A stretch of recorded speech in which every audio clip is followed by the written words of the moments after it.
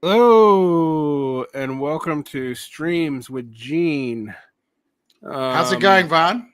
I'm fine, and you now have a title. This is just Streams with Djene. Streams Varn with Blog you. Streams with Djene. It just yeah, it's a beautiful name. It rhymes. It's beautiful. Are you drinking full fat Coke? No, I don't drink full fat Coke. This is the black label, not Oh, the. you got Black Cable Coke. You're not poisoning yourself with that sugar. Good. No, no. I do Poison care. yourself with all the other stuff. Yeah. Well, I care about you, so my objective is to make sure you are as healthy as possible. Thank you. Um, so we're talking three things in about we'll probably go an hour and a half today. This won't be a longer stream. Sorry, guys. We both have lives. Djene just approached me. It's like, I want to talk Türkiye. And I was like, okay. Our tariffs. And I was like, okay. So then I added teaching because we both do it. Yeah, and we had such a fun time the other night. Although Yeah. I promise you, Varn, I will keep it PG this evening, just to Good. make sure that you don't have to hide your streams with me. I feel like I'm like you're ashamed of me. You have like a shame feeling. It's It's like, weird oh no, side piece. yeah, I've been he's been drinking again, and he's about to start getting the calipers out. So you have to hide that. So let's go. Let's get to it.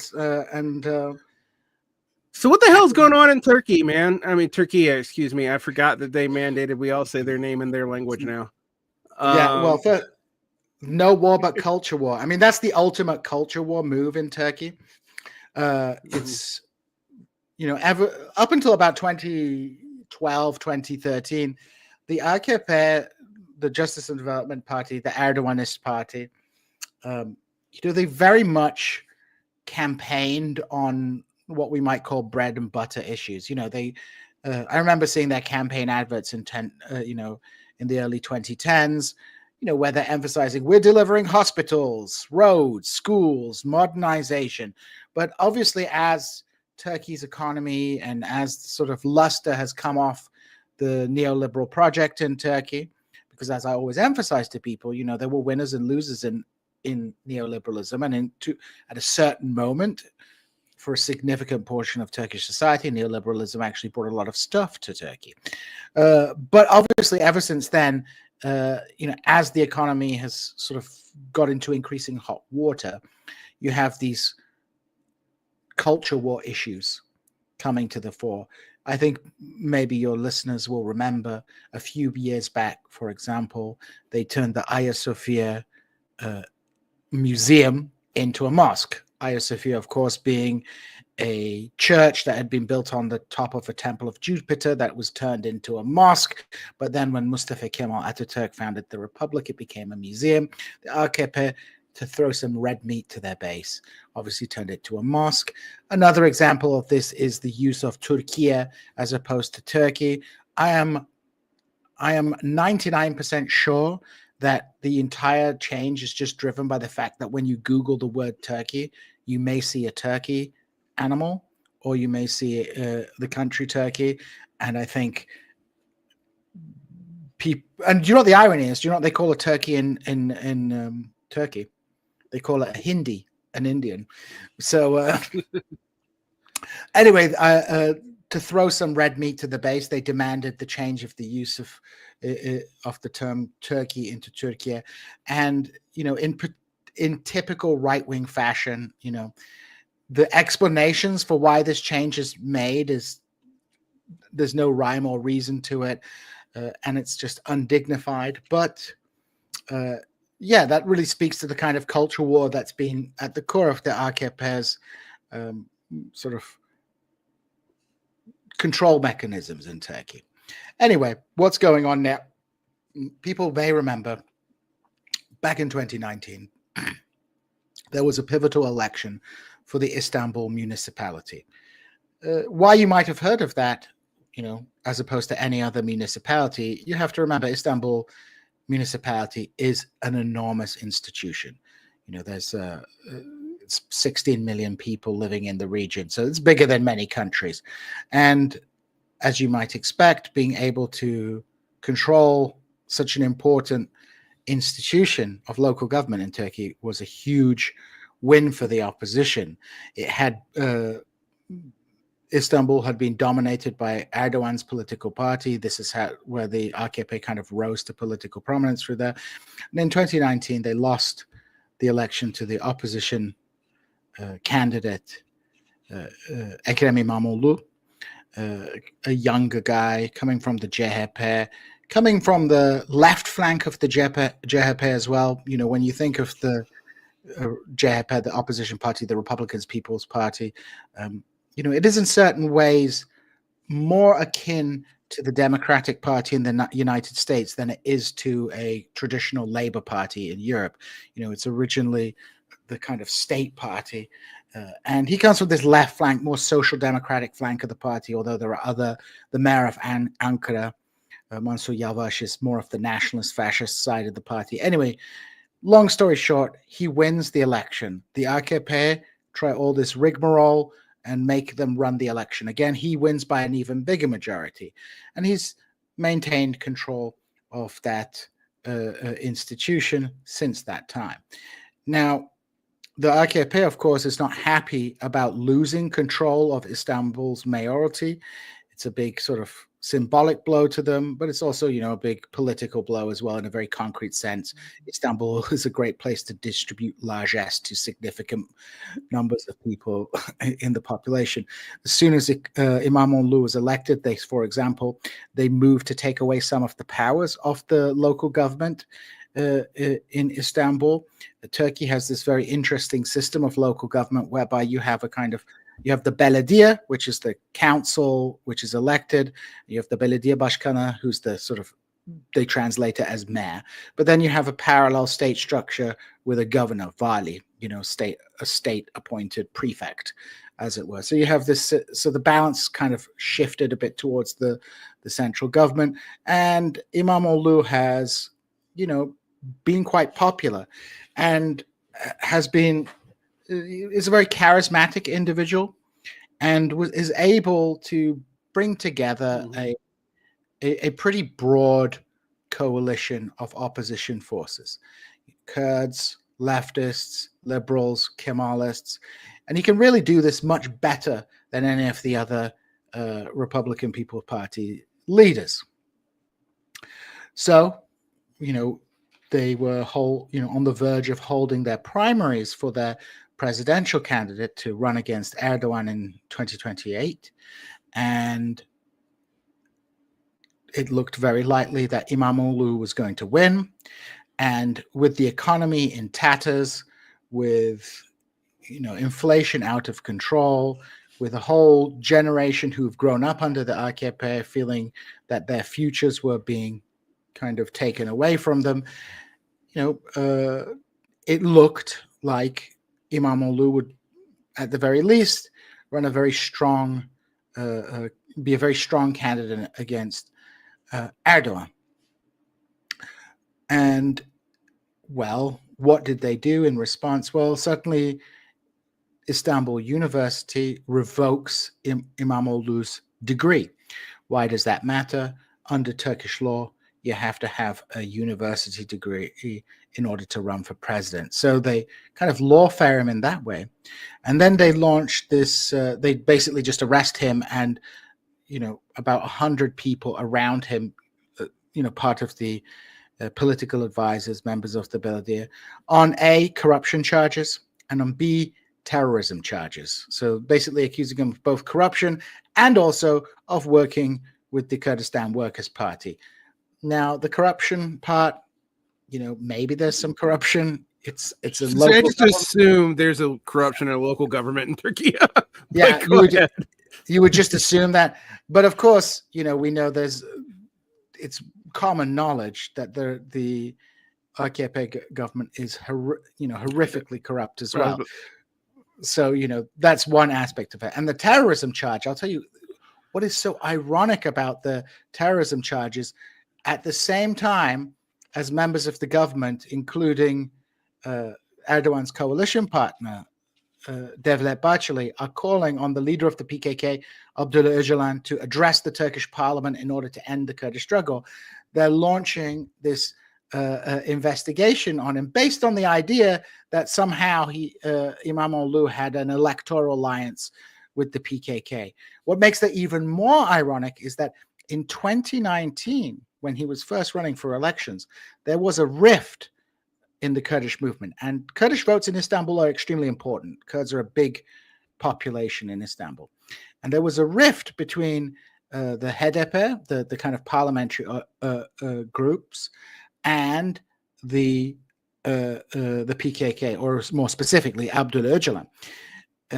The HDP, the HDP, the Kurdish party, was in a kind of informal electoral alliance with the CHP and supporting İmamoğlu. Whereas Öcalan released a letter saying that Kurds shouldn't vote and shouldn't pick sides in the conflict, which the Turkish government allowed allowed to be published in the Turkish press, because they thought it would be to their advantage that they could try and discourage Kurds from voting for İmamoğlu by releasing the statement from Öcalan saying that they should stay neutral in this conflict. So it's extremely ironic that they have him up on terrorism charges, especially since the AKP very directly, both very recently in terms of this new ongoing quote-unquote peace process, and also in the 2019 Istanbul elections, were quite willing to try and make use of not just sort of Kurdish political discourse, but Abdullah Öcalan to try and solidify their control. So İmamoğlu has been arrested, and now there are protests, right? There are protests taking place across Turkey, mainly in Istanbul. The government has tried to move against them, but the opposition has tried to maintain these protests. And now, and I think this is very much a sign of the times, rather than calling for a general strike, because of course, labor is not as strong as it once was, they're calling for a boycott of of businesses that are close to the AKP government, which includes, for example, the local version of Starbucks called Espresso Lab, which they had this big campaign on Turkey called Yerli ve Milli, buy local and national, buy Turkish kind of thing. So the opposition are kind of pushing with these protests, and at the same time, there's this attempt to boycott AKP businesses, and the situation is tense. Now, I don't think Erdogan is about to fall. I think the security forces have things under control. I could be wrong. Things could escalate very quickly, especially if you have sort of, a bunch of people killed, for example. But it's important to remember the AKP have quite a sophisticated security apparatus. And one hallmark of a sophisticated security apparatus is not killing people, right? Is using rubber bullets, using gas. One of let's say the factors that intensified the Iranian Revolution, for example, was that you were deploying the army onto the streets and killing people. But when you have these these security forces, they can beat you up, they can break you, but they don't often kill that many people as well.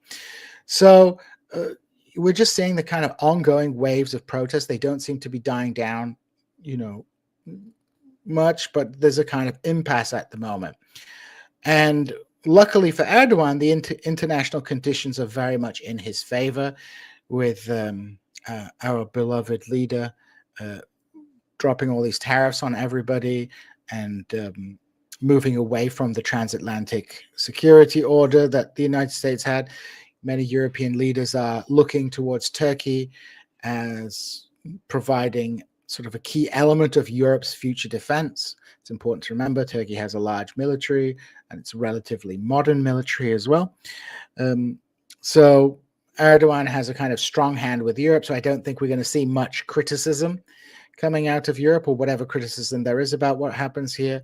It's going to be muted. Interestingly enough, Marco Rubio, for example, a longtime critic of Erdogan again is kind of muted in his comments, talking about, well, we're keeping, I can't remember his statement, but it was a very wishy-washy statement where it was like, well, they say he's corrupt. Let's hope everything is above board. And, they say this, we say the other side says this, we don't know, that kind of stuff. So I think the international conditions are kind of favor Erdogan. We have Erdogan playing an important role in the Russia-Ukraine thing, as Turkey has relations with both Russia and the West. Turkey's also in a strong position in Syria, which of course is extremely important with regard to rebuilding Syria, as well as stopping the ongoing flow of refugees to Europe. Erdogan has been able to leverage refugee populations to extract concessions over time, because after all he needs to do is turn on the human flood tap, and you'll end up and he can send hundreds of thousands of refugees, not just from Syria, but across Eurasia into Europe. So Erdogan is facing a kind of quite serious political challenge at home. But on the flip side, he is in a relatively strong position internationally. And he's riding high on the victories in Syria and his, not just in Syria, actually. You can see Armenia, Azerbaijan as well was a diplomatic success for Turkey. Turkey is attempting to establish bases in Syria right now. And at home now he has this opposition because, of course, you have these successes abroad, but at home the economic situation is pretty dire. And not to defend Erdogan, but Turkey is in a kind of stuck between a rock and a hard place in terms of its economic policy. Erdogan has an ideological opposition to raising interest rates. He likes talking about the Pfizer lobby, the interest lobby. He talks about that. And I think he might also be referring to a certain ethno-religious community that is often not popular in Turkey at the moment. So he's keeping those interest rates low, and you have this massive, ongoing hyperinflation in Turkey. But of course, the alternative is to raise interest rates, which will mean throwing even more people out of work as well. So the AKP is kind of just keeping this low interest rates system, but obviously, it's not great for people, and a lot of young people are just kind of sick of the situation. The Gen Z, even me as an elder millennial, the AKP came into power when I was in the second year of university, right? Mm-hmm. If you're basically a millennial or younger in Turkey, you've been in power your entire adult life. And for the first decade, the AKP was moving towards a more liberal regime in certain ways, but also there was a memory of the political chaos of the 1990s. You had political chaos, you had hyperinflation, there was this credit crisis and stuff. So the AKP in its first year, there was this economic growth, modernization, to a certain degree, looked quite successful. But as with all things, these kind of booms peter out, run out of energy. And now Erdogan has kind of moved to a kind of more state capitalist kind of approach, as opposed to the sort of classical neoliberalism. He's kept the interest rates low. And we have this ongoing inflation crisis, which of course is devastating to middle-class people in Turkey. Yeah, to put the inflation crisis in the context, because I do think it's necessary to put it in the context. The highest monthly inflation we have seen in the United States during the Biden administration, in fact, one of the highest we've seen in 100 years, was June of 2022, when we hit 9.1 per month. At the same time in Turkey, I just looked it up, they hit 85% in a month. 85% inflation in a month. That's almost doubling your prices in a month. I mean, when I lived in Turkey, there was I was used to, let's say, 7% inflation, right? Mm-hmm. I mean, it's not great, but you can get used to 7% inflation. You can't get used to 50, 60% inflation in just a few months. It's not good. Right. And right now we're talking about things are finally slowing down from their inflation rate at 32% a month.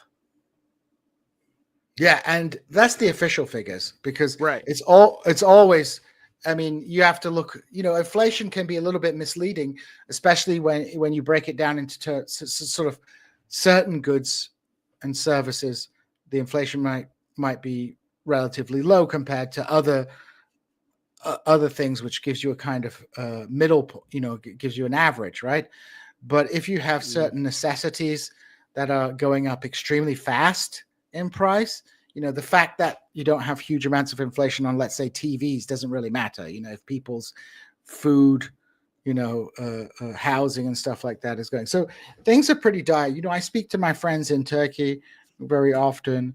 There's definitely a kind of malaise has sort of hit them, especially because in 2023, when the Turkish presidential election happened, the AKP Erdogan won re-election, and not only that, this was in the aftermath of the Turkish earthquake, which had exposed a lot of construction companies close to the AKP and the shoddy work they'd done. And there was a belief that perhaps this would, break the spell Erdogan has over significant portions of the population, but it hasn't. And another thing which is kind of makes it gloomy for them is that technically Erdogan isn't able to run for another term as president of Turkey, but almost everybody believes that he's going to find a way to run again. And İmamoğlu was like was the guy who people thought that the country could rally around. The strength of the AKP is not just their consolidation of their base of support on the political right in Turkey, but their strength has been the fragmentation of the Turkish opposition forces. Erdogan has been very adept at exploiting those divisions, but those divisions are like quite serious and quite structural. So there's a hope that İmamoğlu, who has confidence amongst various sections of society, could be that charismatic leader who could bring that opposition, who could bring that opposition sort of coalition together and beat Erdogan, if indeed there was even going to be a free election, which is a whole nother question. But taking him off the board, I think for the opposition is an existential crisis, right? They have been a very pathetic and kowtowing opposition, but I think this has been a bridge too far for them. And I would go even further and say, like, of course, what is happening to İmamoğlu is not at all unique in Turkey. As I always say, the road to autocracy in Turkey goes through Kurdistan, because we've seen since 2015, 2016, this assault on Kurdish political parties in local government, the removal of mayors, the appointment in the place of the mayors of kayyum, what they call trustees, government-appointed trustees. So we see that, and now, of course, those kind of mechanisms of, let's say, lawfare, if you want to call it lawfare, I don't know if that's the right term, but lawfare that were pioneered in the Kurdish provinces has now been brought to Istanbul. And I think the Turkish population is panicking. And from the AKP's perspective, this struggle is also existential, because they know what they've done and they don't want to face retribution. Right. Because if they lose power, let's say Erdogan dies and opposition comes to power, it's not going to be, all roses and hugs, right? There's still some Kamalas left somewhere who want some revenge that the opposition could definitely use to get that revenge. So. Yeah, the thing that's like the Kemalists will want to get their revenge as well. So we've kind of got to this impasse. One of the successes of the AKP, there's a word in Turkish which I love, is kadroleşmek. Literally means to, like, put your guys in a state institution. I love that they have their own word for it, right? And the AKP has been extremely successful, institution by institution. They've done it. I would say my biggest mistake as a quote unquote Turkey analyst, is that, when I lived in Turkey and during the early phase of the AKP, I thought for all the flaws of the AKP, there was a genuine commitment towards greater liberalization and freedom in Turkey. But what I've come since to, let's say, I've changed that, especially since 2014, 2015. My perception has changed that the political space that opened up in the late 2000s and early 2010s was a result of an ongoing conflict within the apparatus of the Turkish state between the Kemalist old guard and the AKP and their supporters. And so what we've seen is that now that battle has come to its conclusion. The Kemalists are out. The cherry on the top was the failed coup d'etat of 2016, which allowed to sort of finishing off whatever vanguard there is in the military. They've since purged, of course, the Gülenists. The Gülenists were their own religious movement, at one point allied with the AKP, and now not allied with them anymore. And their leader now is dead. Fethullah Gülen is dead. He was in Pennsylvania for years. He's passed away now.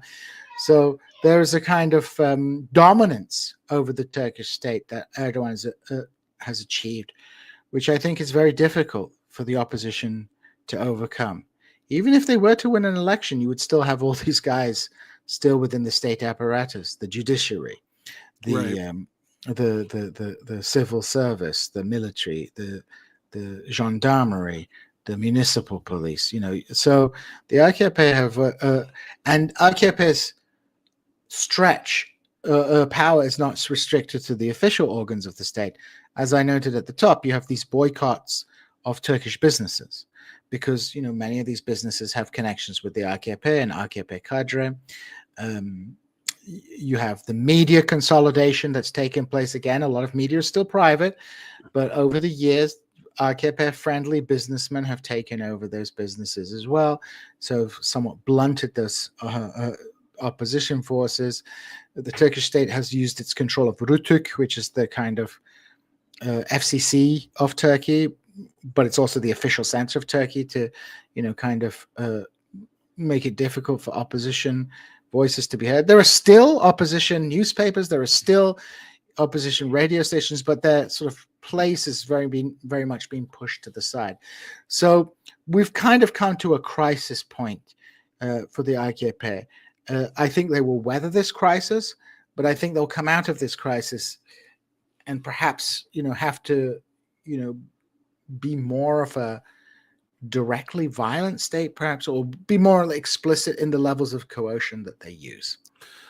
The problem, though, is in a highly authoritarian states, coercion actually can lead to people fighting back. I mean, that's the thing we've talked about.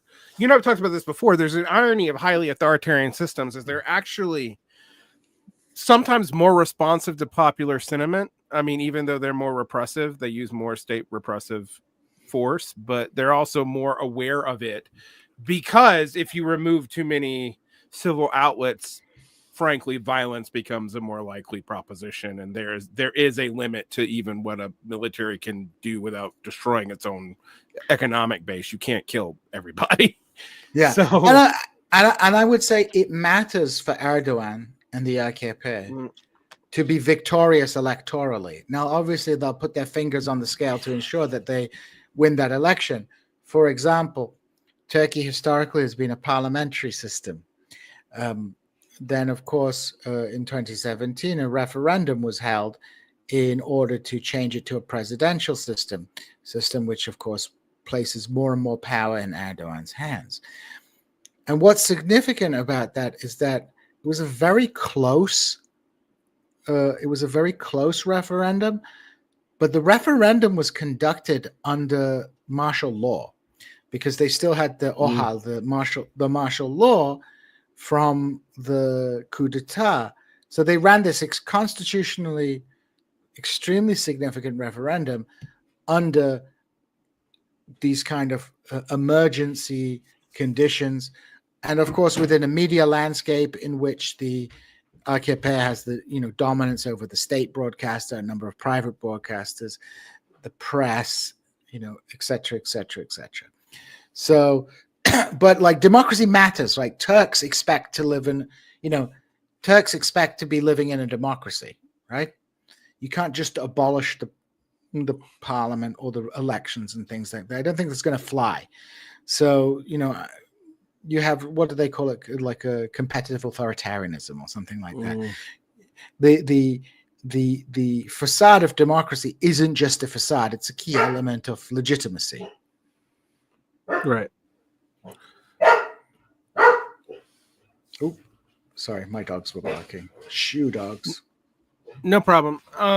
So, I mean, I think it's kind of an interesting lesson. As we pivot to, protest here in America, people know that I am a protest skeptic. I think they mostly don't do what people think they do. There are things they're good for, but that's not what people focus on. And if you require, lady gave me all her tomato stuff. Oh, and if you constantly do that all the time, what happens is you end up with a pretty exhausted political subject that's going out into the streets every day and achieving nothing, or at most it degenerates into riots, which are easily recuperable. And when all you're doing is expressing discontent, some opposition figure that might not actually have your best interest can recoup them. And I think that's going to be interesting for a lot of countries to deal with. But I also think, this trend towards executive Bonapartist leadership is kind of universal in a lot of the world right now. I mean, we see it in France. Macron has suspended a lot of functions of French democracy at this point. So it's not just, the right-wing authoritarians or whatever that are doing it. It's everybody. And I think that's going to be interesting when you pair up people who are highly activated. And now coalitions in America are going to get weird. Pivoting back to America, but Turkey's actually instrumental in this, because in some ways Erdogan has done what people like Trump want to do, but there's a lot more legal hurdles and institutional hurdles for Trump to do it.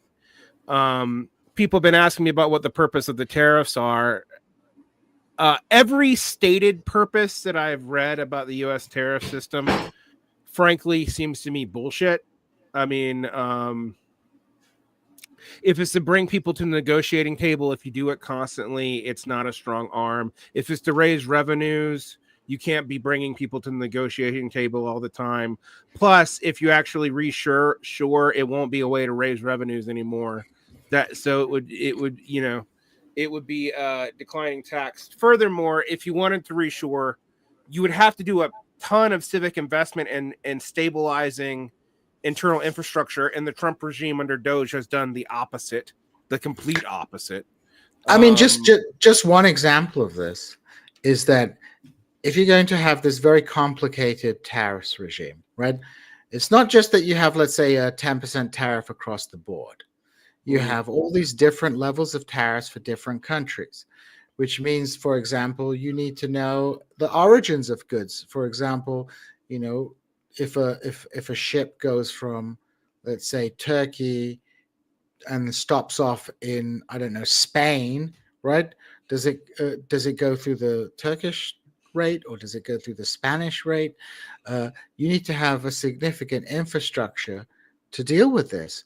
You need to be ramping up your gumruk, which is, I've forgotten the English word for it, customs. Yeah? Your customs, yeah. Yeah, you have to have like a customs thing, and it's a very complicated customs. It's not just like, okay, pay us the 10%. It's like, where does this come from? What is the rate? Is there an exemption? A lot of paperwork to do. So you have, and I haven't seen anywhere that there's been any kind of beefing up of the, beefing up of the customs people, right?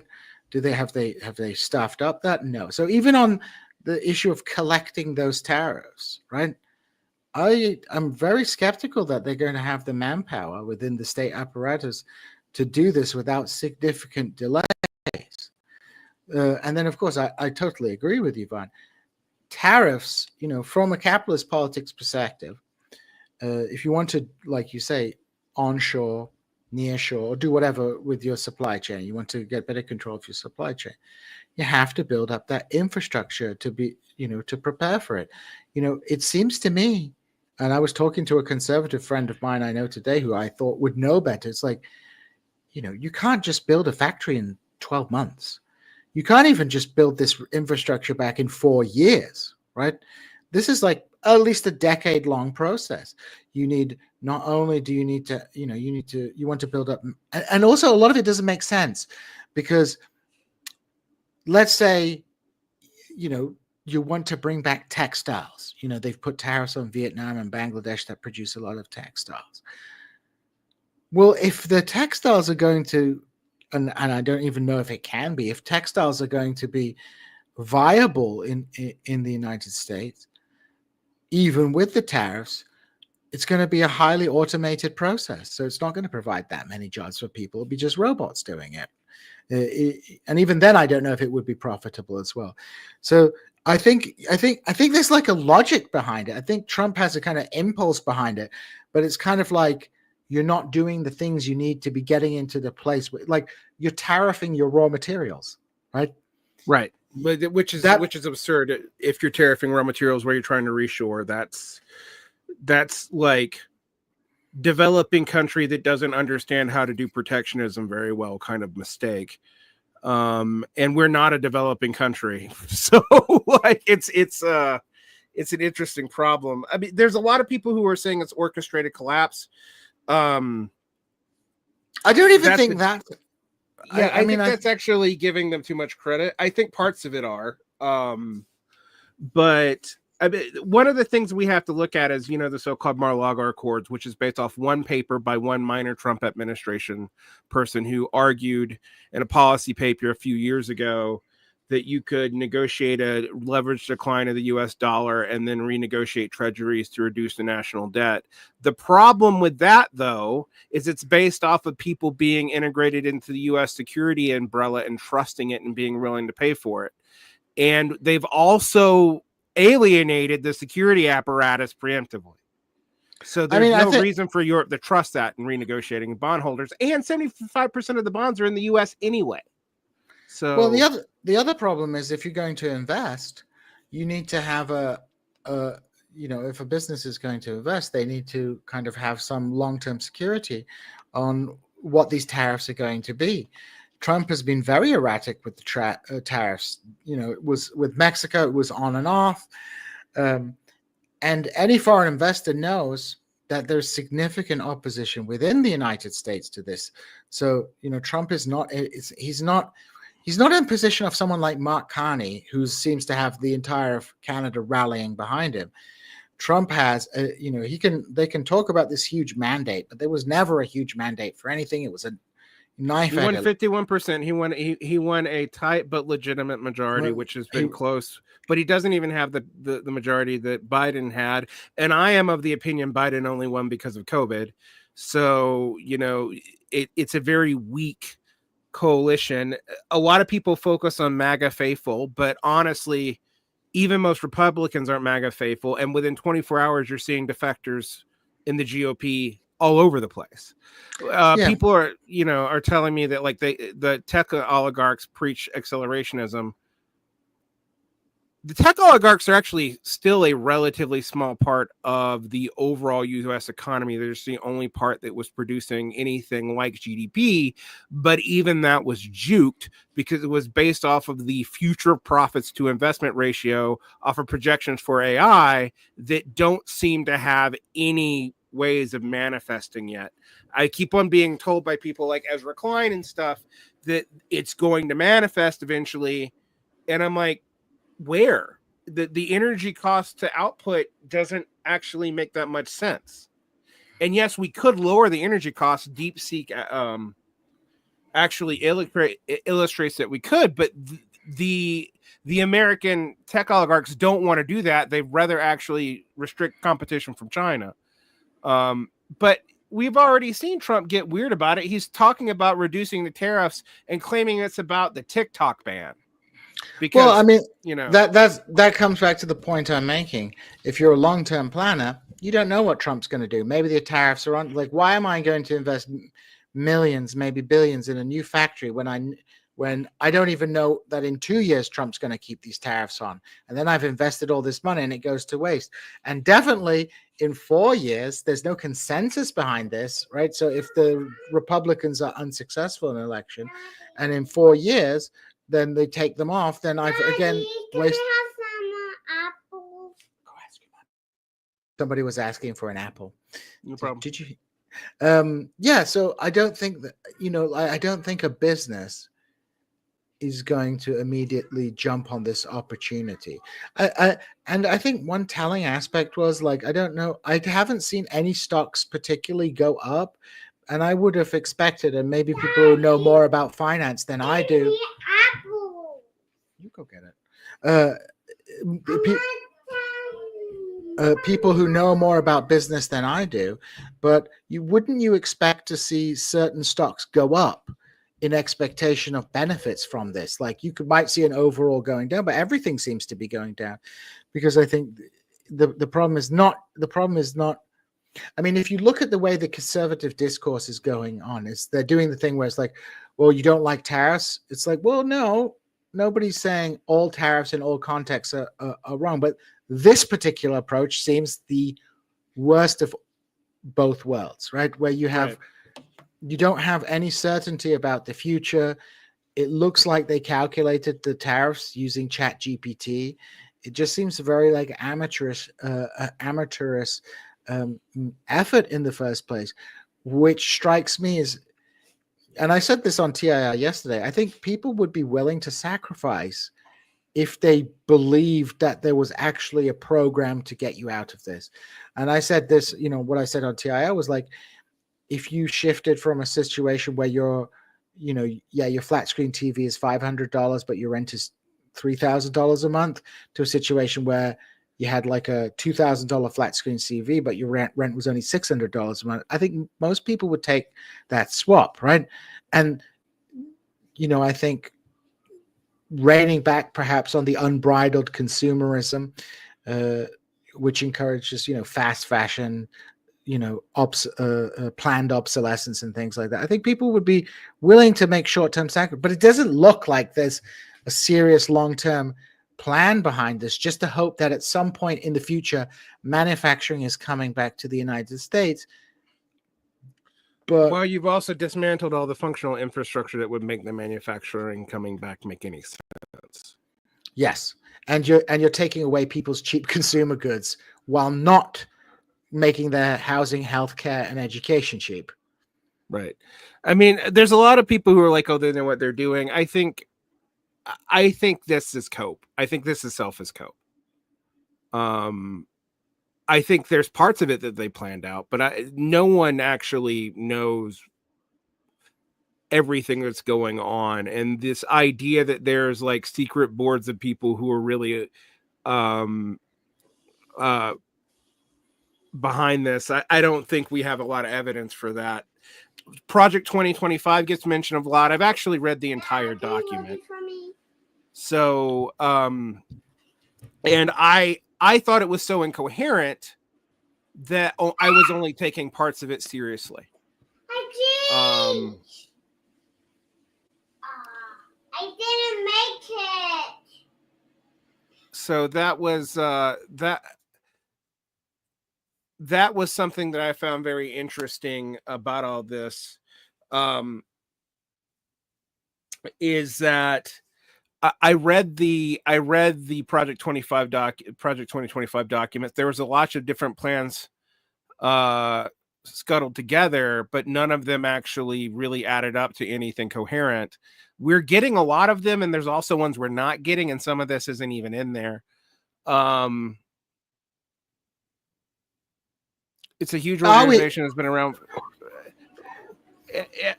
actually, Project 2025 has not been around for decades. The Heritage Foundation has. The Heritage Foundation has also been around to like a Project for a New American Century, which has the opposite stated set of goals. It also worked with the American Enterprise Institute, which the Heritage Foundation has not. Project 2025 has only been around for a few years. The idea that the entire bourgeoisie was in on it, and it is frankly ludicrous. Well, I think the problem is, I mean, like, I haven't, been at the highest echelons of government, but I've interacted with people, in the quote unquote political elite of the world, and they're not as smart as you think, right? And especially in democracies, often they're reacting to short-term political calculations. They're not that much smarter or cleverer than anybody else in society, and many of them suffer from hubris, right? Because if you come, especially when you have this millionaire and billionaire cabinet, these are people who have not had people push back on them before, right? They're people who have been extremely fortunate in their lives. Yes, many of them, for example, like people go, Elon Musk is an idiot, and I'm like, well, he's not an idiot, is he? He's an astute businessman. He's a marketer, but after a time, he's got high on his own supply in certain senses. Like, so these people are both not as dumb as people think they are, but not as brilliant as people think they are. And certainly they don't operate in a kind of like very long-termist, orientation. And they are just as susceptible to, emotional outbursts, to being stubborn for the sake of being stubborn as anybody else in society. Well, there's also a coalition there that, like, if you know how like policy papers and stuff are written, they're not written in consultation with one another.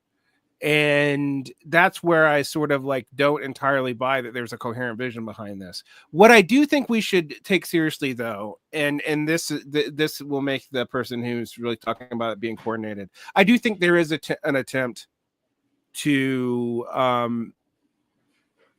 move the dollar out of strength without completely giving up its status as a reserve currency. So it's an attempt to have your cake and eat it too.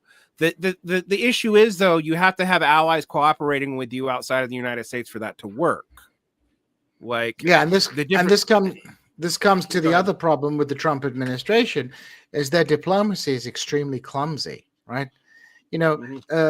I think it's very easy, obviously, for a certain type of liberal to get doughy-eyed about like how things used to be great in the past, and how let's not exaggerate that. But there is something to be said. There is a reason that diplomats speak carefully. There is a reason why you have, you don't necessarily allow your id to kind of fly your freak flag out during a speech. And there's a reason you don't normally have your greatest leaders be 78 and claiming that they want to run the country for multiple terms, even though they're barely alive.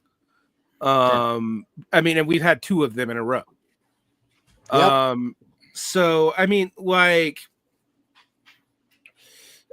I do think that there is an organized leverage attempt to weaken parts of the United States infrastructure. I think there's also a lot of dead weight. The problem is the people who think that this is going to get rid of the dead weight, that like engineering a recession is going to get rid of a lot of the zombie businesses and whatnot. That's not what happened in the last major recession, is it? The number of zombie businesses went up exponentially. Yeah, we're going to have consolidation. Right. And will Trump be able to establish like a strong authoritarian core? The thing is, when people like keep on comparing him to Putin, he's not Putin. He doesn't come out of a military. I mean, like the conditions that create a Putin are not the conditions that create a Trump. Yeah, I mean, totally agree with you on that. Like, and it's the same with Erdogan as well. Erdogan, he came up through a very tough political. He was in jail. The guy was jailed for reading a speech, right? Mm-hmm. Putin, like you said, was a KGB apparatchik, right? Yeah, and had to negotiate the Nelson control collapse, which Yeltsin, not Nelson, but I mean, I do think, and I've said this for a long time, that I see Trump as a Gorbachev Yeltsin figure, not as a like Hitler figure. And I think that if you look at what he's doing and the coalitions that he's built, that makes a lot more sense, which does mean that, yes, there is some strategic stuff. One of the things is this strategic deleveraging may be as venial as we just want to buy more shit because it's easy to consolidate stuff if you have liquidity in a declining economy, and it's also easy to introduce more personal corruption when you have one man throwing on and off tariffs like crazy. The thing is, what regime do you have to enforce it? This is true for the immigration scares. They're trying to play that up too by being draconian about it because they know that actually that ICE actually doing it in a way that would make sense will require them to spend more money than they want to spend and to have more people than they can easily hire. Everything they're saying requires a growing population, which is one thing the United States does not have once you shut off the immigrant flow. So, and that's why you've got all these guys are obsessed with natalism now. But again, they're obsessed with natalism and they're trying to have children for patriotically, but they do nothing to incentivize the creation of children, and it's a worldwide problem. Yeah, I mean, this is a key problem. I mean, this is a key problem that conservatives have, right? There are very few conservatives out there who actually seriously consider this problem. I would say Sohrab Ahmari is one of those people, but he's just a conservative social democrat, right? If you're a conservative who cares about birth rates, you will create a situation in which people can have children. Mandating that people should have children for patriotic reasons is not going to work. It hasn't worked in Hungary at all. The birth rate is still declining. And they have given people material incentives there. But the fundamental problem is the life that people live. It always makes me chuckle when you have, what's the guy, Matt Walsh, right? Mm-hmm. When he goes on about having children and saying that. How many children does he have? He has I think he has a lot of children, but he's a podcaster, right? He doesn't have a job that he has to be in 6, if you're a parent, right? If you're a parent, you have to wake up, get your kids ready for school. That's an hour, right? Let's say you have 2 kids. That's an hour. You've got to drop them off at school at, let's say, 7:30 in the morning before you get into the office at 8. And you work, you have to pay some extra money to put your kids in an after-school club. Then, boom, they come home at 5. You have to make sure they're fed. And you can't afford to have one parent be the homemaker, where there's, the traditional wife or a man, a stay-at-home dad, right? You just can't afford that. Even if one parent is earning more than the other, the money that the other parent brings is still a critical part to people's livelihood. There's been no serious effort to bring down the price of childcare in the United States. No, it's only gone crazy since they've been talked about bringing it down. That's the irony, right? Yeah. And then, a whole lot of services cost a lot.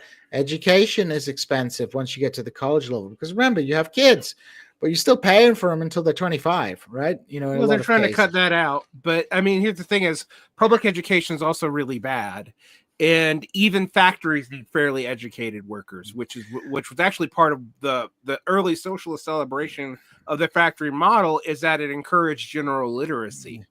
But public education, it's not so much. It's not so much that even in the United States that it's bad or good. It's uneven, right? It's uneven. You have excellent school districts and you have terrible school districts. I'll push back on you a little bit, though, Djene. You and I both know that the excellent school districts are a lot less excellent than they even were 10 years ago. Now, that's true, but I think that's a general problem with education across the world that people are having. That's not just an America problem. I was talking to somebody the other day who was in Sweden, who was saying that's a problem, and they have a relatively, so there are better and worse public. The problem is people expect schools to solve society's social problems, and particularly in America. but in general they do, and they're not going to. I mean, one of the things is in America is they've used schools as a stopgap because you could justify it without, other forms of social welfare, etc. And that's been used for the case, but COVID broke a lot of that. And the cost of that is inordinately expensive, and there's expenses that people don't take account of, which is that in the United States, the cost of education is still like, I think it's like 93% just staffing, but the teaching costs, like the actual cost going to teachers, has gone down. Where the money is now is in ever expanding administration, and even Utah, which is administration light compared to some districts. I've known districts that are administration light districts that now have 3 or 4 district admin buildings with seemingly increasing numbers of administration in them. And when people go, oh, that's, those are bullshit jobs, actually they are necessary to meet all the needs for complying with with what you have to prove to be in compliance with the federal government. And one of the interesting things that's happened since this conservative turn on the culture war is that hasn't stopped it. We now need culture war czars. We need people to go in and like check if all our books are okay and gone through the proper approval process. You need people to monitor that too. There's been no attempt, even by conservatives, to reduce administration costs. In fact, what they've done is shifted it from superficial DEI stuff to superficial patriotic stuff, but it's still the same cost disease problem.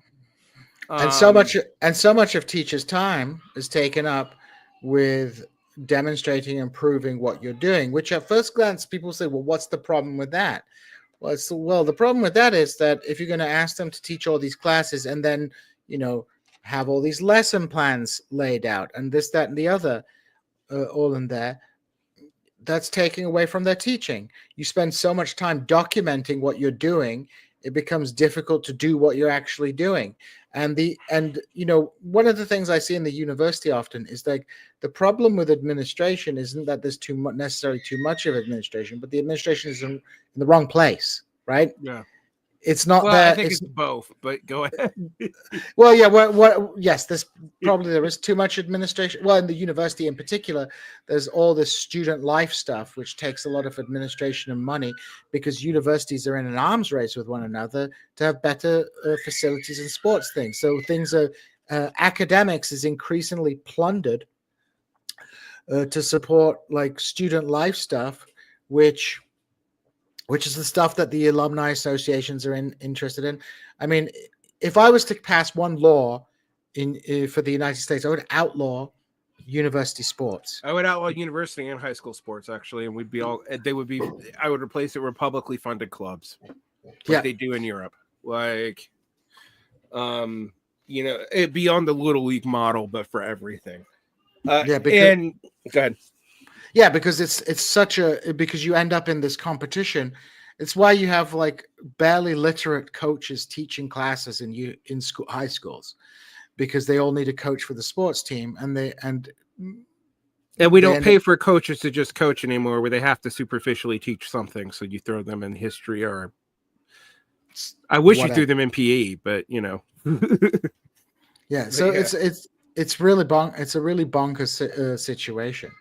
So, yeah, I'm going to sing the praises of a British show that's popular right now, Adolescence, because it really indicated to me that the BS that I saw in elite schools in Egypt and that I see here in America in substandard schools, because I work in both. I've worked in both ends, is super common in Europe too. It's not as bad as it is here, because of different social indicators, but it's still really bad. Some of it is the phones. Some of it is people like feeling like education's removed from anything that they have to do, and they're not wrong about that. Some of it is it's increasingly becoming obvious that higher education seems to be a battle over who gets to indoctrinate whom with bullshit that the students don't really believe. Whether I or mean, not that's it's like that's the great irony. Anyone who is taught in a university will be more than aware that it is impossible to indoctrinate these kids because you can't even get them to read 5 pages in a book, right? So the notion that, I mean, it's I often hear this, for example, from pro-Israel people say that, well, the reason that people are, increasingly becoming critical of Israel is because of the pro-Palestinian slant of academia. And I go, I don't no, think it's that's the because you were case. putting atrocities on TikTok from your own fucking account. Yeah, I mean, it's like, I think it is true that perhaps academia does lean in the pro-Palestinian direction, but it's really a second order issue. It's Yeah. really, it's just not how it works. On coaching, by the way, you guys know that I've been a coach, right? Like I have coached things. I'm not speaking because I think all coaches are bad teachers. Some of the best teachers I've ever had are sometimes good coaches. My thing is, though, you need more coaches than you can ever have good coaches, and you have to stick them in places where you would need a teacher.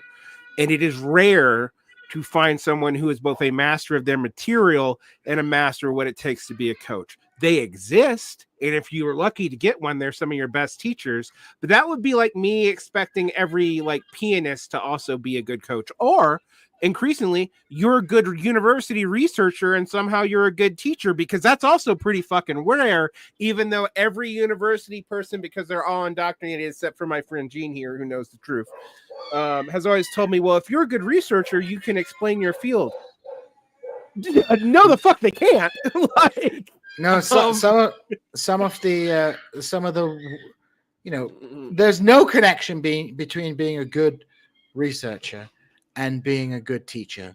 Being a good teacher, there's a skill to it, right? There's things you can learn about teaching, but also it's kind of like acting, isn't it? It's like you have to have a kind of a knack for it. If you're a person, for example, who's very shy and introvert, teaching can be quite a difficult thing for you to do, right? Not everybody who's shy and introvert will be like that, but just you have to be able to hold people's attention, to keep people. You've got to mentor people and things like that. It can be quite, especially today.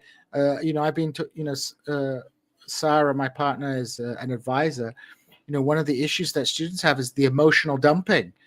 Because they just come in and they have all these problems. These are real problems these kids are facing, and you have to listen to those things. Varn, you probably have. You're a designated reporter if there's an issue of you have the FERPA issues and stuff like that. There's a lot to teaching, which is stuff. Which this is why I get annoyed with ed. No, colleges. my job, I mean, it's supposed to protect them and occasionally pull out a gun. I'm not even joking. And the irony of this, I've said this on air before. In Utah, I can't break up a fight because I'm not trained to do so, even though I'm a former prison guard. And look, I don't have a problem with that, because when I did have to break up a fight in Georgia, there's been times when I was trying not to hurt students and I had to restrain them from beating the shit out of another one where I've, hurt them. And since I was a former corrections officer, guess who they always ask to break up the fight, right? Even though I'm a big guy, but I'm not a huge guy. I'm not super tall or anything. My point is, though, is the amount of duties I'm expected to do is increased, and the amount of constituencies who do not agree with each other that I'm expected to comply to has increased as well. And then when you're looking at the higher ed spectrum, the major universities, yes, they're competing for students, but they're not making money from students. They're making money from being the largest landlords in the cities that they're in. That's Columbia, Stanford, Harvard. They own most of the cities that they're in. Being endowments, which are basically hedge funds, which I don't agree that are when people oh, we have to save the endowments. The one thing Trump said that I agree with on education is no, we actually do need to start taxing endowments that are unused. Yeah, I mean, it is absurd that obviously the way that Trump has leveraged that $500 million from Columbia University is is extremely concerning in terms of the way that the state is, leveraging its political power to punish people who have a certain set of political beliefs and opinion. But I could imagine myself supporting withholding $500 million from Columbia University. I would make them spend their damn endowment, which they're not going to do. Make them sell some of that property. There's no reason that every Ivy League university should be taking federal money while at the same time charging students hundreds of thousands of dollars and having an admission system which is frankly corrupt. One thing that I would say positive thing about university, and maybe, and Kuba and I have talked about this in the past, is like, whatever you're feeling about hippy dippy social mobility and inclusiveness and stuff like that, the best way to promote social mobility through education is just have a straight up exam. And if you get the top grades in the exam, you go to the top university. Right. Because that's fairer. Which is fairer than what they do here in the United States, where they let a bunch of legacy people in, and then they do their quote unquote DEI stuff, so they can have some black students who are the son of the president of the Central African Republic, right? And they look, we have our minority students and things like that. That's nonsense, right? It would be better just to have, like in Iran, they have something called the concours. In Turkey, they have this ÖSS, the kind of centralized examination system. And then if you get the top grades, you go to the top university. America has an extremely, nepotistic and corrupt education admission systems for these top private universities. I think, of course, Trump would never do this, I think. Largely because, behind everything, these elites want to go to these institutions. The conservative elites are proud of them. I was going to say, for all they're complaining about it, Peace Hegseth, it's my example. Everyone talks about a drunken incompetent, but like Princeton and Harvard, just want to point that out. He went to both. And so, like, it's not like these people aren't from these institutions. There's a question, but we are heading up on the hour, and I said we're max. We're going to go as an hour and a half. The tests don't mean much.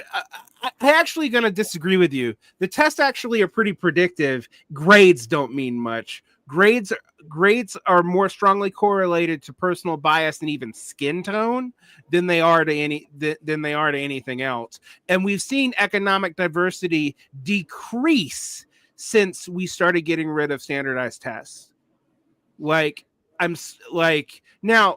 are the standardized tests racially biased? Yes, because anytime you pick a language to do a test in, you're picking a culture to base it in, and that's going to have racial implications. I'm not saying that it's perfect. It's not. But the idea that you're going to have holistic emissions, like, that's just like whatever the fuck they want to promote that day. That's an excuse to let in dumb kids who can play the trombone, right? And there are other things going on that are breaking stuff. One thing's that I'm a big believer in 504 and SPED protections, right? But they're abused. Any middle class parent can buy a 504 exemption. Just go to a doctor and pay for it, because we can't really say why you're getting it. Like if there's anything created to protect people who have needs, and you don't have to demonstrate through any standard process how people have needs, because you don't want to take the ownership of it, which is one of the things that schools do. Schools don't diagnose people with things, because if they do, they have to pay for it. I know, but a lot of people don't understand that. Schools are not diagnosing kids with ADHD. It's their parents. It's their parents. To get on the teacher shortage thing, AI is not very good at teaching. I use it on a daily basis. It can make a teacher more efficient, but you have to check the shit out of it, because it makes stuff up all the time. I mean, and yeah, like, I think there's going to be this big push. I'm sure Varn seeing it to integrate. I mean, whatever goes, we need to integrate AI into our teaching. I just think, like, what? You have to... it's bad enough. Yeah. The plagiarism machine. It's like, even if AI is a useful tool that people will have to use, it helps to learn the skills beforehand, like with coding. I watched a YouTube video not so long ago from a coder who said that AI made his job as a coder easier, but he got worse at coding because he was not having to look up problems, but the AI machine was fixing the problems for him. And then when he had something that the AI couldn't fix, he was having a hard time with it. So he said it's like it has this dumbing down effect. It's like, training wheels. So if there is utility to learning AI, like having a course on how to use AI, like integrating AI into everything I think is a recipe for disaster. Right. I'm trying to teach kids how to use it effectively because, for example, they use it to cheat. And then I actually tell them when I grade their papers that the AI wrote, I would have failed the paper anyway because it didn't answer the question. Usually. Yeah, I've had people clearly writing AI essays, and I don't send them to the cheating thing because I'm like, what's the point? They're going to get a D anyway because this is rubbish because you didn't even know how to answer the question properly. You didn't even know how to ask the prompt. Yeah. So yeah, but to bring it to the AI stuff, yes, I do think you could use it to make teachers more efficient. You could use it to take a lot of the paperwork out. In fact, I do actually use it to do a lot of the stupid paperwork that I have to do. I use AI to generate because it's rote. It is good for stuff like that. And unlike in other fields where they were using people as an entry level, we don't have people doing that for us. It was just something we had to do. But yeah, I would say that if you're using AI to do that rote paperwork, perhaps that rote paperwork isn't necessary. Correct. I would agree. But to get back to my point on the diagnosis, doctors do the diagnosis sometimes. It depends on your state law. Sometimes counselors can do it, but you can buy them. Like what we've seen in my district, for example, and I'm being very careful here. I don't tell you guys where I work because I don't ever want to violate FERPA and I don't want to tie this up. The last thing I need to do is tie this podcast into my day job. But does your day job know about your podcast? Oh, absolutely they do. My district doesn't, but even my principal knows what I do. We've talked about it. Does he is he a Varn fan? No, he's not a Varn fan. He's not, but anyway, not to get too much into that. One of the things that what I have noticed is it's actually the in the poorer schools you have a lot more SPED because people will try to use SPED to get out of testing requirements, which is why during the NCLB days, No Child Left Behind 20 years ago, they actually started putting quotas on who could be in special education. All right. Which was messed up. But in the richer schools, there's tons of 504s because you can get 504s for anxiety. And some people do need them, but we cannot question the level of intervention. And so they're buyable. And you might go, oh, I didn't realize that. Does anyone remember the Ivy League admission scandals from about a decade ago now when you found out that all these people were getting these standardized test exemptions? That was how they were doing it.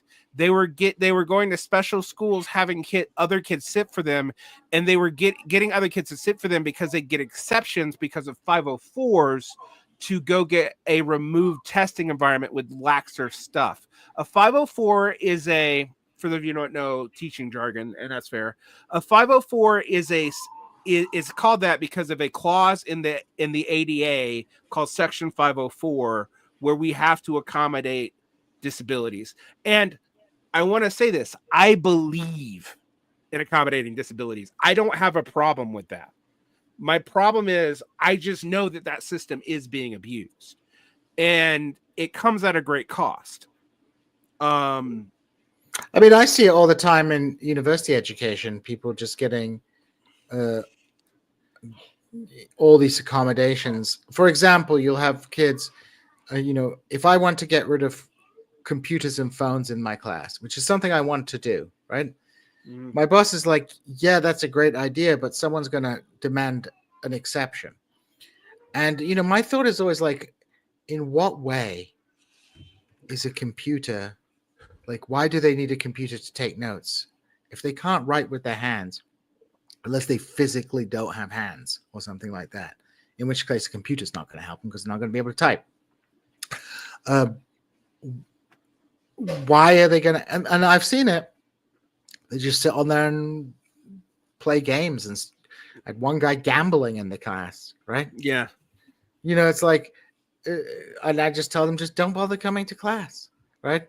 Because everybody's always looking at a way to work the system, and in many ways, you're a fool if you don't find a way to work the system, because everybody's trying to work the system in their favor. Absolutely. If you're not doing that, if you don't have helicopter parents and you're not doing this, you're totally screwed. Which means a lot of working class people are totally screwed. I liked working at a poorer school that was mostly immigrants because the parents supported me more. And there was less of this kind of stuff. I work at a district level now. I work for an entire district. I'm not going to tell you which one I work for. And I'm still a teacher. I'm not an administrator, but I don't have a singular based school. I do online stuff and I travel around. I bust people constantly, but there's a lot of complacency in teachers. A lot of English teachers have given up. A lot of schools don't want to pay for the plagiarism software anymore. There's a school that tries to run an English class now. I'm not going to name which one it is. It's not mine. That's online that has no writing in it and no long reading in it. It is all multiple choice tests because multiple choice tests reduce cheating.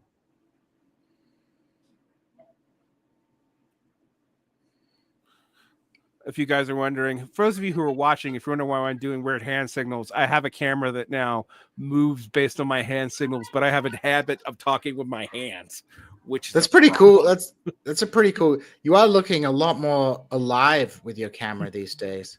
You look, it's very high definition, Varn. Yeah, well, I got a 4K that I'm leveling down actually, so it looks better. Oh, you don't want them to see like the pores in your skin, right? And beads of sweat. And beads of sweat, and every time I don't sleep enough. I wanted to. There's a question: do kids believe in the future? I mean, look, kids. In some ways, kids haven't believed in the future since Generation X, but it's getting worse and worse, and we can't blame them for it. Here's an anecdote about that: there weren't. I stopped by a lot of the protests in Salt Lake. I'm in the hub. There was thousands and thousands of people at these protests. I'm not a huge believer in protests, but I am a huge believer in like getting people from protests to do other stuff than protesting because it's important. So I show up. And it was mostly people 25 and above. So like only older Zoomers. And the Zoomers I did see were mostly women. And talking to people about it, they don't believe in politics at all. And it makes kind of sense. Like they were sold the bill of goods when they were like, actually when a lot of them were even in middle school, about what was going to come up under once they got rid of Trump 1, then Biden was what Biden was. Now this is happening. Of course they don't believe in that. And they can transparently see their institutions are failing, and that no one, including their parents, really wants to do anything to fix it. Like they want it fixed, but they don't want to have to sacrifice a damn thing. And to be fair to the parents, and I'm not known for being super fair to the parents, but I am going to be here. Those parents are working their asses off too. Yeah, I mean that's a real issue. Without parents are working more. And they come home and, they don't have time to do the activities with the children. And they're also suffering brain rot from all these devices as well. So they're getting the brain rot. They're exhausted from their work and they don't do the things that they like. I've told you this before, Varn. Zal reads much better than most of the people of his age, right? Yeah, we've talked about it privately. Yeah. It's not because he's like a genius child, right? It's simply because when he was small, his mom in particular sat with him every night and read with him, and he looks at books and he reads books and he sees people reading books, right? And he sees people reading. A lot of kids don't have that, right? It's not their fault. It's just behavior that's not modeled for them. It's something that doesn't come naturally to them. Right. And I feel it's very difficult. There's always this like tendency to dog on the dog on the new generation. Oh, they're like this, they're like that. It's like the there's also a tendency to idealize them. Like, yeah, I heard a lot of millennials like the Zoomers are gonna save us, and I was like, no, they're not. But now they're like, oh, the Zoomers are super reactionary. I'm like, not really. They're fucking confused. They're 25. What do you expect? Like, they're not that different from millennials, right? No. I would say the difference between millennials and Zoomers is less than, let's say, the difference between millennials and Gen X or millennials and boomers, to be honest, because they've all grown up in the same internet culture. Right. So millennials and Zoomers are kind of internet literate, whereas the reason your grandma's getting radicalized is because she doesn't understand how the internet works. Right. I mean, if you think the younger kids have brain rot and have lost intelligence, I've actually seen the studies that say that it's true for the elderly even more so. Mm-hmm. I'm a weird person because I kind of came up right when all that, like my life trajectory is perfectly timed to have grown up with the internet and also remember analog world. I grew up in the 80s. That's when I was a kid. I became an adult in the late 1990s. But I started getting on the internet as early as 1996. Not at home all the time because my parents they had a computer because my stepdad used it for work. It was an old computer. I got given an even older computer. I learned how to program. I don't really remember how to program, but I learned how to program because I had a computer sold. You had to use DOS prompts to do anything. And it had access to the internet, by which I mean bulletin boards. But I went and learned that at school. So I'm in a weird generational position to kind of understand both generations. Gen Xers are interesting because economically, we always talk about, millennials were the first downwardly mobile generation. That's not true. Basically, the entire United States infrastructure was built around baby boomers, and it's been clawed back now that they're gone. And that is something we have to look at. That is not a universal. That's one thing that is kind of unique to the U.S. is we built most of our social infrastructure between the 1930s and the 1960s. And guess who that's for? And it was maintained by conservatives, actually, laxing around immigration to have the people to maintain that once they started noticing that birth rates were going down. And birth rates have been going down now for 2 generations. So, yeah. When it comes to computers, I also think we also assume, you are right, Djene, that they're digital natives, but they're not really computer natives. They don't really know how to use a computer. That's another. Go ahead. Yeah, that's another point I've heard, that millennials are actually peak computer, because when they were growing up in the 90s, they had to do things like work out how to get their games running using DOS. Whereas now everything is so, automatic, they don't actually have to go into anything. So, even like you don't even have to know to code now. I have a coworker that's code stuff for us. He has no idea what he's doing. And so when it breaks, he can't fix it, but he's using ChatGPT to do it. I mean, the thing that, my friend who works in IT told me the key, if you have any IT problems, just Google it, because 9 times out of 10, that's all I'm doing as an IT expert. And but the problem is, there's a kind of, I think Zoomers suffer from a kind of helplessness. There was a story. They don't know how to ask the questions either. That's another thing. Go ahead. There was an article in the British press the other day about a Zoomer who called an electrician, paid him £200 to change the batteries in his carbon monoxide thing because he didn't know how to do it. And it's like, okay, like everyone make fun of him. Maybe he didn't know how to do it, but like he didn't even know how to go about finding out the information that you would need to do that. There's plenty of things that I'm not particularly good at, but before I get help, I like try to look around to find out if I can find out how to do it first. But like you say, Varn, they don't know even how to ask the questions. And it comes down to a kind of parenting as well, like the helicopter parents. Just do everything. Right. One of my students couldn't do a basic... So I see a lot of... Go ahead. Oh, yeah. Somebody said, it says Kilgore has put down, most of my students couldn't do basic research via web search. It's wild. And also, yes, we did all have to learn how to download music illegally. Napster, baby. You're right. I wanted to suggest this would be my last gift to the audience today. This is actually it's considered a conservative book, but I actually think it's really smart. And it's already a decade out of date. But it's called 7 Myths About Education by Daisy Christodoulou. And it talks about like and I can go through them. We don't need sages on a stage. Actually, direct instruction is still the most efficacious way to teach. You do need practice and reinforcement that isn't direct. It's probably only needs to be about 15% of your instruction, but it is the super efficacious way to teach. They can just Google it. No, they can't. They don't know how to ask the question. They don't realize that Google is a confirmation bias machine, and it's even worse with AI. It's going to give you what it thinks you want based on how you word the question. They don't know how to word the questions, and the questions often require you to know stuff about tech to do.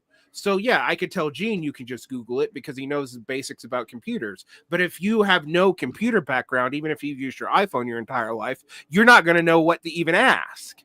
And so this book goes through the flaws in that logic. So it's 7 Myths About Education by Daisy Christodoulou. There's another book called Visible Learning, the sequel by John Hattie. That is Hattie. I don't love it. It's just there's some stuff with his statistics, but it is actually like meta-analysis based. My issue is he doesn't throw out studies that are invalid and doesn't make sure he's comparing like to like. He just does large-scale meta-analysis. But at least it's something because it's not just based on U.S. research or action research, which, by the way, action research is how we do a lot of stuff in education because we legally can't do control groups. It's actually kind of illegal. I know you don't know that, but we can't deny interventions to kids. So we can't do control groups. Sorry, guys, we can't experiment on the children. No, we can't. We can in medicine and nothing else, which is dark. Also, you know, most child medication of any variety, people make a big deal about this in gender meds, but it's actually across the board, is not given any real scientific oversight because you can't always legally do interventions on children, and it's hard to get them approved by internal review boards, so they just don't. It's based off of observation. It's pretty dark if you think about it, but anyway, for all that people talk about loving the children, there's many ways in which they don't seem to give a shit. But I think this all comes back together because no one can put everything together right now. And I mean, we are living through a pretty dark time, although I do have to admit that when I look at stuff like Turkey's inflation stats, and I'm like, man, you guys are freaking out over a net inflation of 20% over 5 years, which is bad. And, you know, because wages have been somewhat stagnant, although they did start to pick up towards the end. But one of the things that happened in America during the Biden administration is the lowest end of wages went up, the middle tier wages froze, and then the top tier, well, not wages, but the rich got even more fucking rich than they ever had before, which has been the cycle of the last 2 recessions, is that people with liquidity just buy up more and more assets and freeze it. Someone's writing to you in Turkish, my friend. Djene, Özel'in dediğini gibi, as Özel said, alırsınız diyelim mi Amerikalı arkadaşlar. Okay. See, I'll Yeah. keep that one too. He's talking about President Özal, who was the king of neoliberalism in Turkey. He's kind of like he's the cuddly bear of Turkish presidents. Would you agree with that? He's the cuddly bear of his Turkish presidents. Yeah, I mean, like, it's like as grim as it is in America, that people feel like it could always be worse, right? And it's probably going to get worse, guys. Yeah, you're going to feel a lot more like the rest of the world. I have felt like I lived through some bad times in Egypt and Mexico, and lately I'm like, oh man, I got prepped for this stuff. I've seen worse, and I now need it. To ask on behavioral stuff, you can dress trucks for children. Yes, you sure can. In fact, they used to. I can go on a whole rant as a poor person, because as a poor person who used University Health for the poor clinic, I actually took some organ damage from being given drugs to test because it was cheap. Not great, even though you couldn't do the full IRB on me, and that I can go into it. I really worry about this stuff. For those of you who don't know why I know so much about this, by the way, I didn't study this. I'm an anthropology and English guy. That's what I do. But my partner is a science writer and researcher in pharmacology specifically. So I get a lot of this information from her. The incentivizing poor people, particularly poor children, to go into clinical trials is fucked. Absolutely. And yeah, I've done it. I hope you guys got out of this. I think Djene and I are going to try to do this once or twice a month. We're both very busy people, and I have shows going all the time. But Gene's my favorite person to stream with, even though half the time I have to take them down because I start getting strikes, and I'm like, we're enlisting them before I get in trouble. Forget trouble. Before I get too racist on it. Start ranting. You can say stuff on unlisted more than you can even say it. And if this was monetized, Djene, I don't think you and I would ever be able to stay monetized. We didn't do anything. We didn't do anything this time that's dangerous. So I think we're okay. No, it's gonna stay up. We should be fine. This should still be up tomorrow. I found Varn accusing me of being undisciplined in his Discord, and I was like, I could be disciplined, you know. I wondered if that's what you found, because I was like, I don't know. No more Chronicles of the Elders of Hindustan. No, Chronicles of the Elders of Hindustan. That should be my new book from Sublation Media.